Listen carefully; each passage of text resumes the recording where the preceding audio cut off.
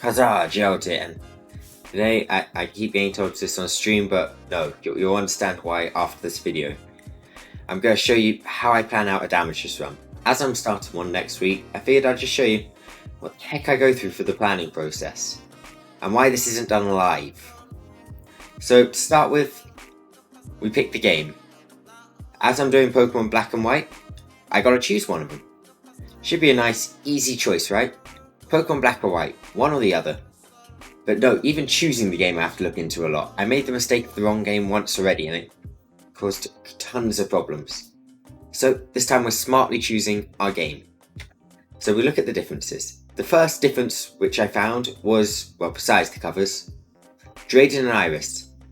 You challenge a different gym leader in each game. So of course the first thing I did was pull up both gym leaders' teams. Starting with Drayden, yeah, he had Fracture, Dragon, Haxorus. Nothing too problematic in this team. Rough Skin could be a problem, but besides that, I can see myself taking on this team fairly easily. Skip to Iris. It's the same team. It's completely identical besides sheer force. So, took that into account and moved on. Mold Breaker as well. Honestly, I just noticed the Mold Breaker, but Rivalry, Mold Breaker, it's not a difference. There's no impact that ability has, but sheer force Rough Skin could be significant. Next thing I look at, exclusive Pokemon. Now, this is small, you probably can't see it, but that's every Pokemon exclusive to each game. There's bigger versions so you guys can see it. Yay! So yeah, to start with, we got Weedle, Caterpie, and their evolution line. These are post-game, so these aren't going to help. Neither are these ones. Paris, Murkrow, Houndour. But nice to know they're in the game, right? And then more, which are unhelpful. Shroomish, Balloon, Plusle, Honchkrow, Minun, Mightyena, Poochyena, Mischievous. And then we've still got Miss Magius, which isn't in the game. But here's the first Pokemon which actually are here for post-game. Rionculus, I probably butchered that name. Rionculus, and Gothitelle. Now, those are our first pair which are actually exclusive to a game. Let's look at them. So just from these stats alone, I didn't even bother pulling up the moves. In a run like this, you want high special or attack and speed. As you can see, Rionculus's, I'm changing his name every time. The multiplying Pokemon speed is bad. It's very, very low. Even at level 100, this thing's gonna have trouble outspeeding a fast Pokemon. Now, this is not ideal. So, our first thing is to lean towards Gothitelle, which is in Pokemon Black. That is the first factor to point us towards one of the games. Now, we continue looking through Vullaby, Mandibuzz, Rufflet, Braviary. They're both very similar Pokemon. Not many differences. So we look at their stats again. As we can see, Braviary's got a lot more attack than Vullaby. Mandibuzz. Mandibuzz is a lot more bulky. So again, pointing us to Pokemon Black. I think. I can't remember which one's which, honestly. Yeah, Pokemon Black. I think. Yeah, I'm still thinking, actually. But if we go into their learn set, we see a lot of strong flying and fighting type attacks on Braviary. Well, one fighting. TM move pool's not great, but it's fairly good. And HMs, they're nice. Move on to Mandibuzz. Bone Rush. That's the first one which stood out to me. The ground type. Multi-hit ground type. This move saved me during my Pokemon Ultra Moon run. This is immediately pushing me towards Mandibuzz. Despite its lower stats, it's got some nice moves. Nasty Plot, Tailwind, Air Slash, Bone Rush. They're all really nice attacks. But then we move on to the next spots. Tornadus, Thundurus. These two are roaming Pokemon. They are a pain in the ass to catch. If I can avoid it, I'd rather avoid them. But if I had to get one, it would be Thundurus. But the legendaries of the game, these ones were really significant. So, N, as you probably know at the end of the game, challenged you with one of the legendaries. Now this part here was really significant. Because all of their attacks are 100% accuracy. And these are the two which are guaranteed to be used.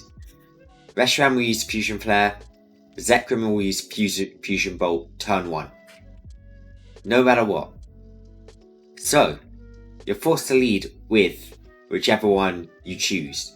If I choose Reshiram, I have to lead with Reshiram. If I choose Zekrom, I have to lead with Zekrom. To my knowledge, you can't change this. So, I pulled up Pokemon with Flash Fire in the game. Of course, only two of these even were available post-game. Chandelure and Heatmore. These were the only ones available during the game. There's 2 Flash Fires I could reliably use. I would probably choose Chandelure, but if it comes down to it, I will use Heatmore. I didn't analyse how I'll get them, I just looked at what Pokemon have the ability. So that could be used to take on Reshiram. Now, Voltobzor. Thunderous is the only one I could obtain. And that's in Therian form. I'd have to get the Reveal Glass, which requires the event, blah blah blah. This one's too much for pain to get. So we decide, Chandelure. This has to be obtained. There's no option. So, and we have to have N have Zekrom. Sorry, not Zekrom, Reshiram. I mean, we have to choose Pokemon White. I've just realized I've made a mistake. I put Pokemon Black here. No, we need to go up against Reshiram. So we need to choose Pokemon White for this. So, next up, after we've chosen the game, all of that was just choosing the game. We've got to choose a starter. Oshawott, Tepig, or Snivy. Not a big deal, right? Just choosing your starter. No, it's a big deal in every game, but it should be easy to tell which one, right? Just look at their attacks, blah blah blah. No, it's really not. See, after we choose the starter, we immediately have to hop into 2 rival battles. If I choose the wrong starter, I can increase my turn count, and that value increases exponentially. Increases a lot for each turn it takes. My chance of winning, well, decreases, sorry, not increases. So I look at their stats to start with. Oshawott. 55 attack, tackle and tail whip. So it will lower defense, tackle does 40, but it's pretty nice. Next up is, actually take note of the defense as well, 45. Next up is Tepig, 63 attack, 45 defense, 45 speed. Again, equal speed, higher attack, tackle and tail whip, same attacks pretty much. So at the moment, Tepig, due to his attack, is the most likely option because he has got such a high attack. He will reduce the turn count by at least 1. Then we look at Snivy, 45 attack, 63 speed, and 55 special defense. That defense is higher, but not enough to account for the attack value. And that speed stat is a lot higher as well, but that's just so I know the turn order. I can deal with the lower speed stat later on. And again, the moveset's the same, tackle and leer. Pound, tackle, scratch are all effectively the same attack, just differently. Same with leer and tail whip. So, after all of them, we've got to go Tepig. He's got the highest attack, he's clearly the best option. Next up, we're going to look at actually winning these battles. Now we've finally chosen a starter. Yes, this is just a summary, I've already planned it, but this is the process I go through planning. This took me a solid hour just to put together. And we're not even leaving first town yet. So, Cherin has an Oshawott, Bianca has a Snivy, all level 5. So, we open up a damage calculator for the first battle against Bianca. Tepig versus Snivy. It's a guaranteed 4-hit KO with tackle, 25 to 30% damage. We can reduce this with tail whip probably, but it's still going to take at least 3 turns. Assuming we don't get a crit. If we crit, this goes a lot better, but I didn't count for crits in this. So 4 turns for Snivy, 4 turns it's got to tail whip me. If it hits 1 tackle with 100% accuracy, I have to restart. Is it pound or tackle on Snivy? I don't remember, they're the same.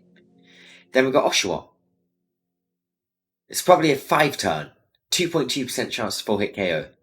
That's still a significant percentage though. And sadly enough, well, tail whip will actually reduce this by a turn. So we can guarantee a 4-hit KO with 1 tail whip. But we've assumed 9 hits, assume we don't go for tail whip for the 2 battles. So 8 to 9 turns is what it's going to take us.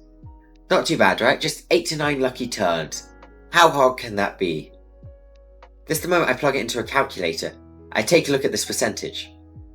1 in every 500. 0.1953125% chance of getting this luck. That means I'm going to have to redo this battle about 500 times to win it. So this first battle alone is going to take more resets than the Ultra Moon and the Omega Ruby run I've done before. Combining them together, this is going to take over triple that number. That's just insane. This is just theoretically. I could get this on the first try, I could get it on the 500th try, I could get it on the 1000th try. There's no guarantee of when. I just got to keep trying it till I get it. And by the way, I still haven't left my first room. I haven't taken a step yet. I'm still right here at this point. So now we've got a brief 10-minute video on why the hell am I doing this?